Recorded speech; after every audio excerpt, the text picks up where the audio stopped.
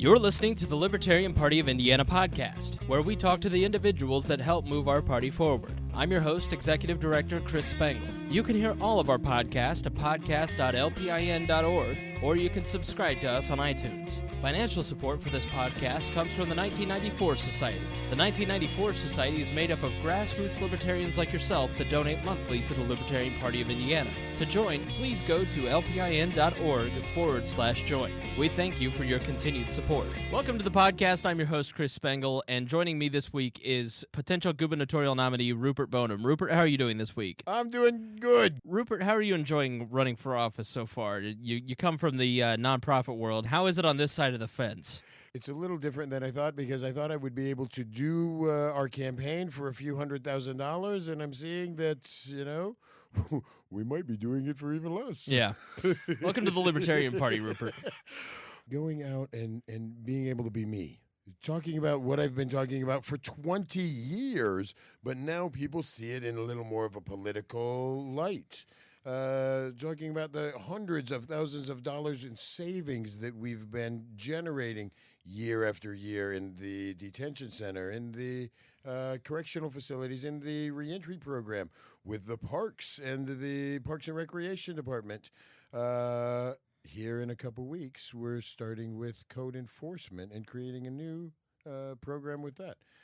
I get to run around the state and show how, if and when I become governor, all of these things that I've had in practice for 20 years, all of these things that have been working on a little smaller scale in Indianapolis, our biggest city in Indiana, but still, not as big as the state, but the same problems in every city in Indiana. We have to deal with the people coming out of the detention centers. We have to deal with the unemployment population. We have to deal with the educational problems and the kids coming out of school, dropping out of school, leaving school, leaving the state because there's no opportunities for them.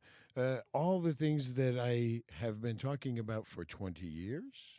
Now I get to run around the state and show this is what we're going to do for Indiana, and they will work.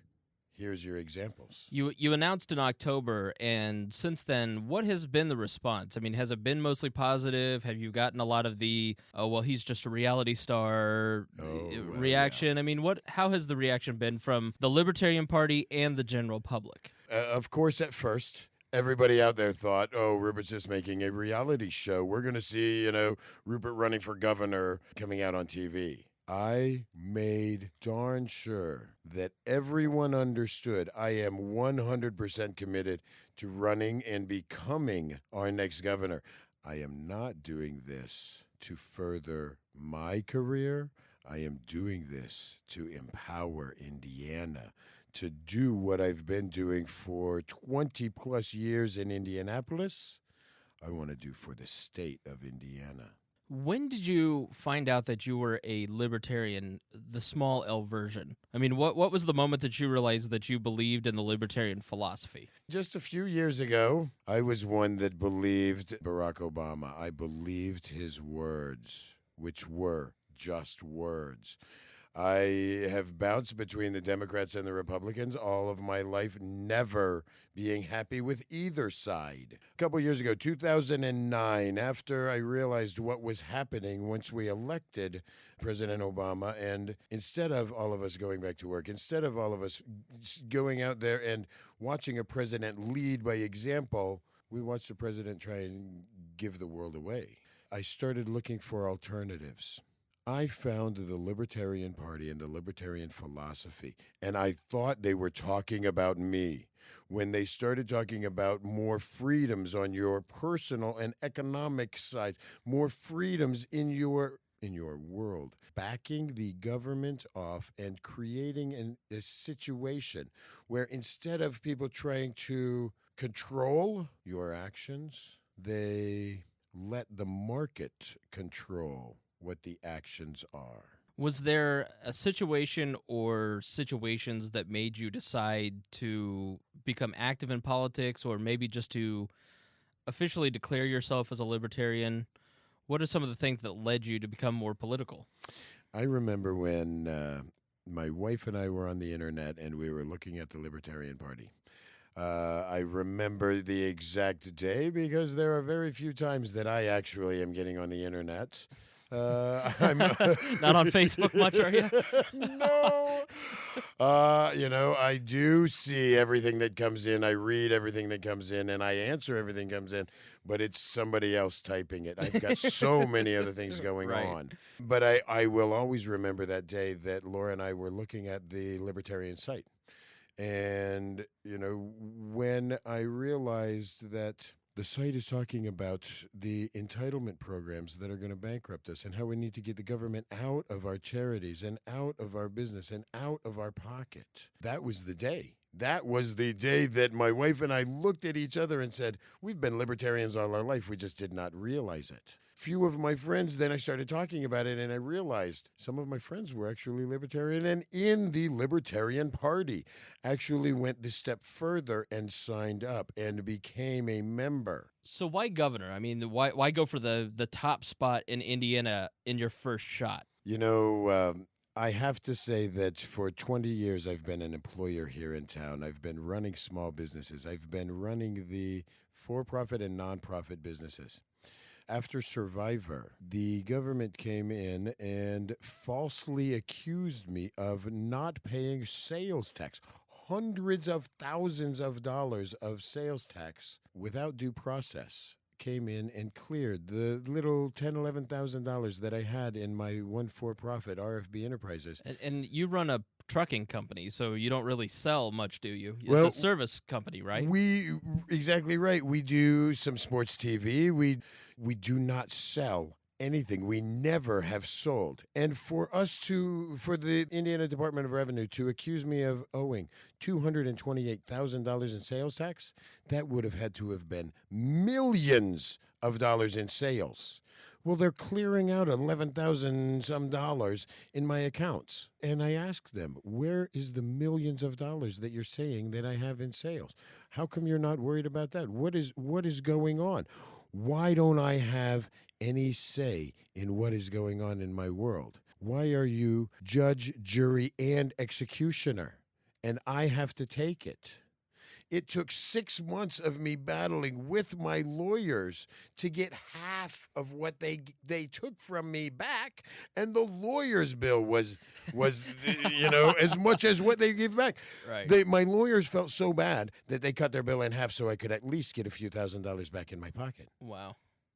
Having those roadblocks, if I didn't have other companies, other ways of generating more income, that would have bankrupted us. That would have put Rupert's kids out of business. That would have put my trucking company, my entertainment company out of business. That would have ended our world. Watching things like that happen to me and others, we were just talking to another person where the same thing is happening. I have a family member who had the same exact experience about 2 years ago. And you have no voice. You have no recourse. When they gave me back, half of what they took with a letter saying, all matters are closed, clerical error.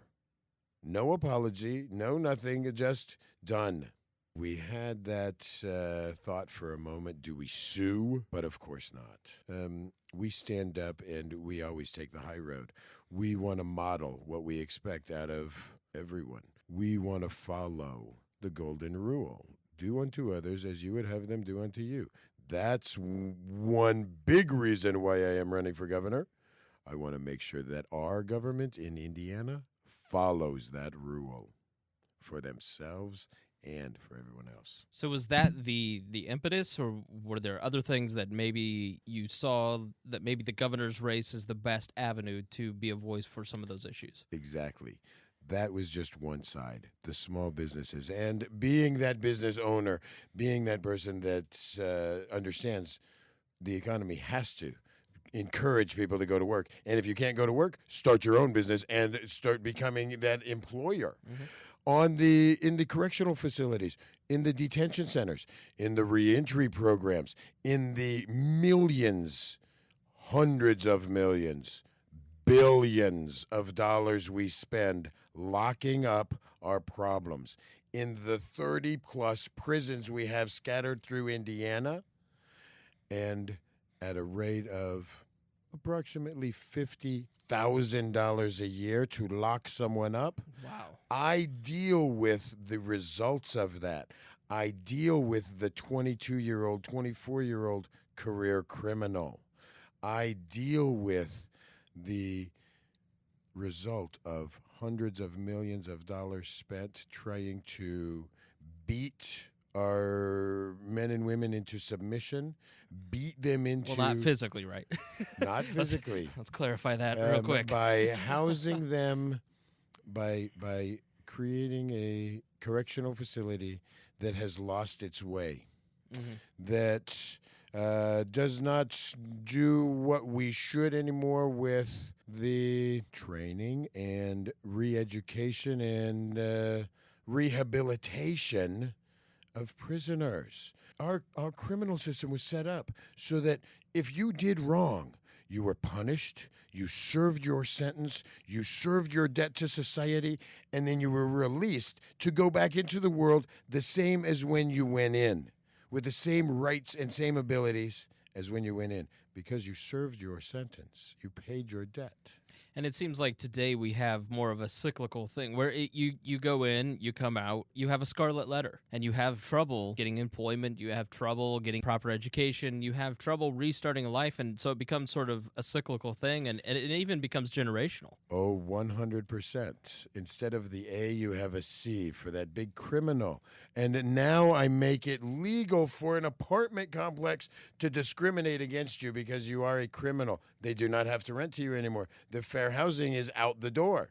Anyone can discriminate against you now because you are a criminal for the rest of your life for something you might have done when you're 20 years old. Seeing that our violent and nonviolent offenders are housed in the same environment, when somebody that is hurting themselves is put in a jail cell with a rapist, a murderer, a smash and grabber, an abuser, what do you think is going to happen? Of course that person is going to become violent. When you are in that situation, you have to defend yourself. When we create violent criminals, when we take the ability for someone to go out and make a legal living away, when we arrest you for hurting yourself and put you in jail instead of putting you into alcohol or drug treatment, instead of giving you the ability to maybe learn a new skill, go out and go to work in a new field, when we take that all away, we are ensuring that that person is staying in our pocket for the rest of their life. You make the decision to run for governor, and you contact the Libertarian Party. Can you talk a little bit about the beginning of your time in the Libertarian Party? Actually, from my side, just for the historical record, I got a call from Mark Rutherford, who is the national vice chairman currently and lives here in Indianapolis, former state chair, and he said that Rupert from Survivor wants to run for governor. And I think, like most people, I went, okay, right. Because I honestly didn't know who you were. I didn't watch Survivor. I didn't know anything about you. But I never turned down a meeting because you never know what's going to take place when you sit down with somebody. And, we were really impressed, both Mark and I, with your program, with your small business background, with your depth of knowledge, and honestly, the fact that you were trying to sell yourself to the party. We kind of expected that we'd go up there to talk to somebody who is a celebrity, who's well-known, and that they would give us the old, well, I could do so much for you. Don't you know who I am? And that humbleness, I think, kind of spoke volumes, and that was something that impressed us right off the bat. What were some of your first impressions with the party? What were some of the thoughts that you had at the beginning of this? All the way back to that day when my wife and I were on the computer looking at the Libertarian Party and the Libertarian philosophy, and then started thinking about, maybe it wouldn't be a bad idea to be one of those policymakers. Which one should I be? Then we started thinking, well, it's the gubernatorial race this year coming up. And this was back in 2010. So the next big election was going to be the governor's election. That was the position that I saw really would make the biggest impact in my world, in my family's world, in my mentoring program's world, in my fellow Hoosiers' world. Being able to stand up like we have taught for 20 years, how you empower yourself not in a selfish way, but in a positive way, and then share that with others.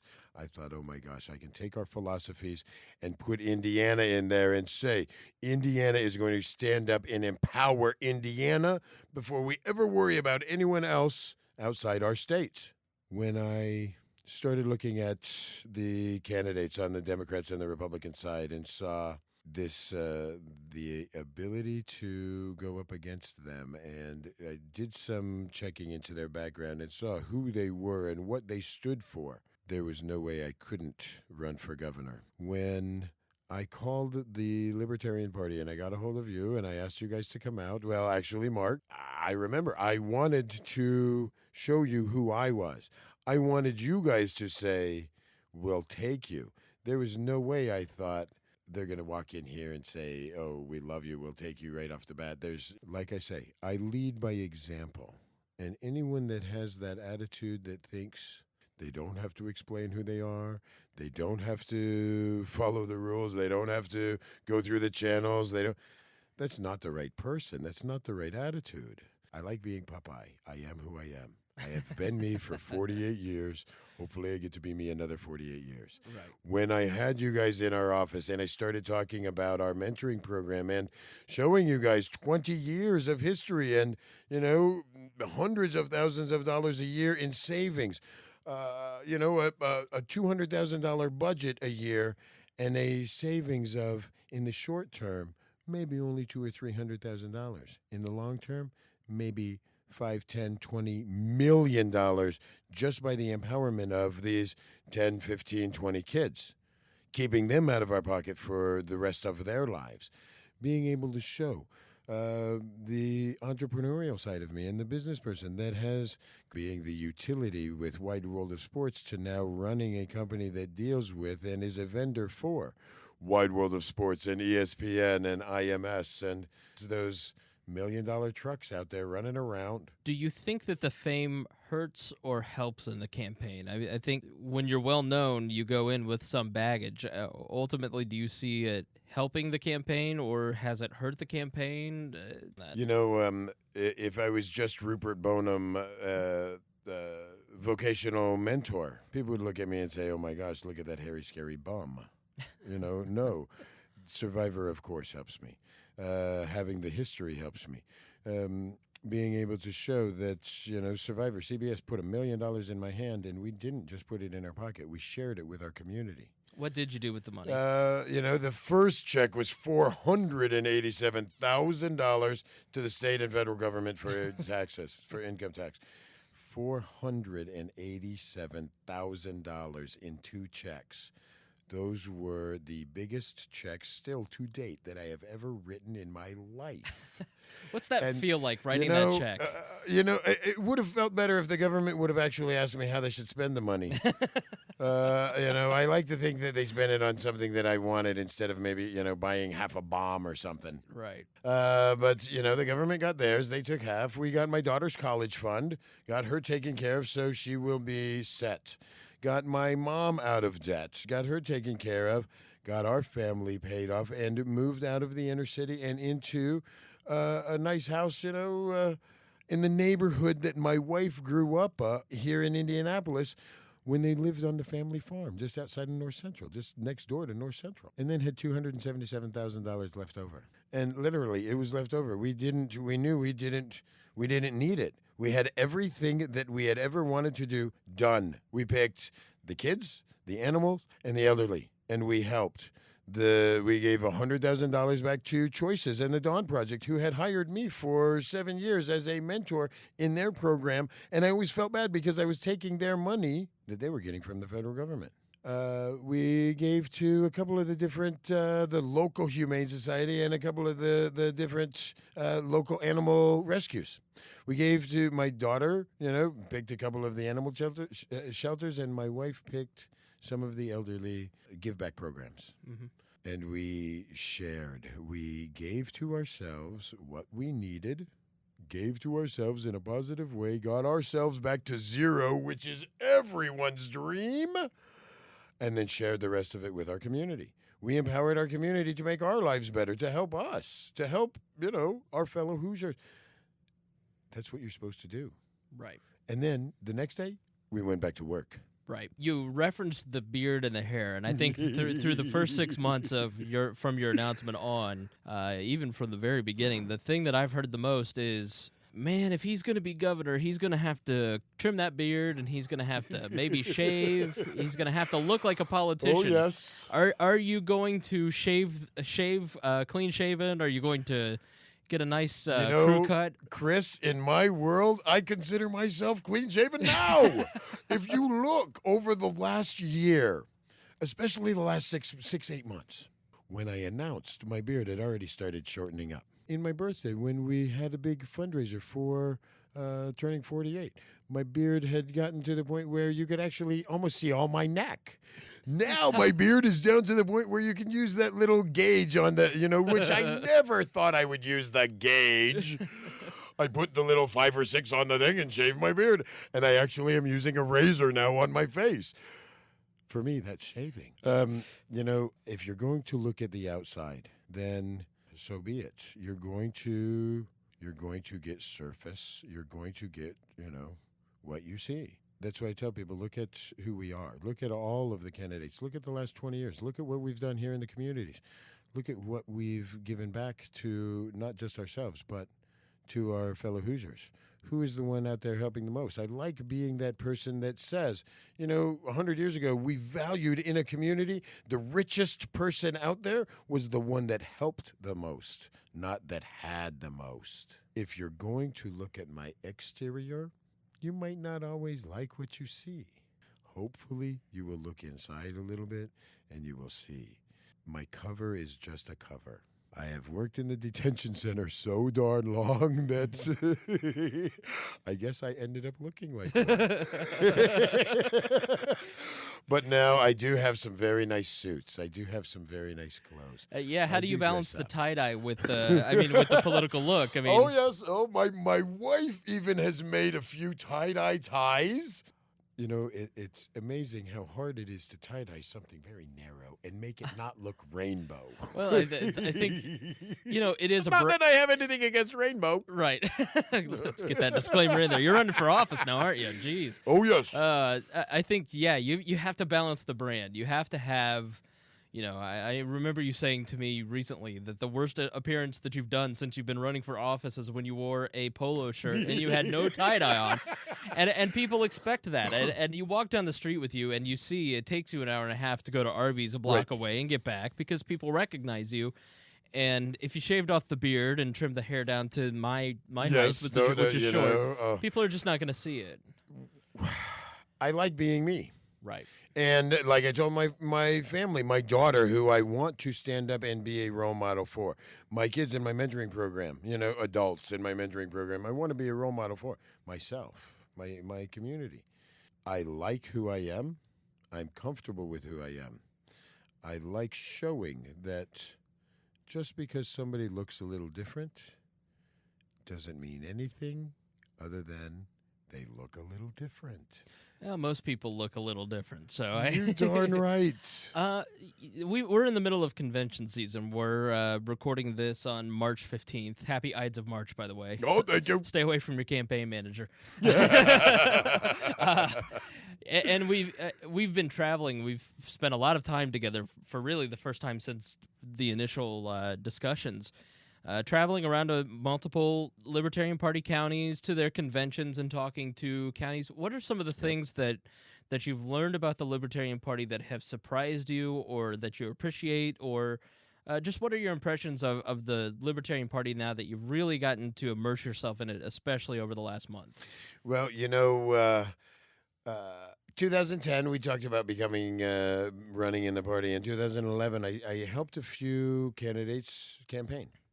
But I didn't really get as involved as I have this last few months. And meeting the Libertarians and seeing where, for years, like so many people out there, think that the Libertarians are just those anarchists or just those, zero government or zero involvement. It's amazing how rational, understanding, normal so many of us Libertarians are. We are not the radicals that people think of as a libertarian. We are very rational people that see common sense solutions for some pretty big problems. Former state chair, and maybe on your ticket, he's thinking of running for superintendent of public instruction, Joe Houtman. He talks about the Libertarian Party now being the moderate middle, that we're not the ones talking about moon bases and talking about birth control. We're talking about, I don't know, saving the country. Right. We're not creating a war on women.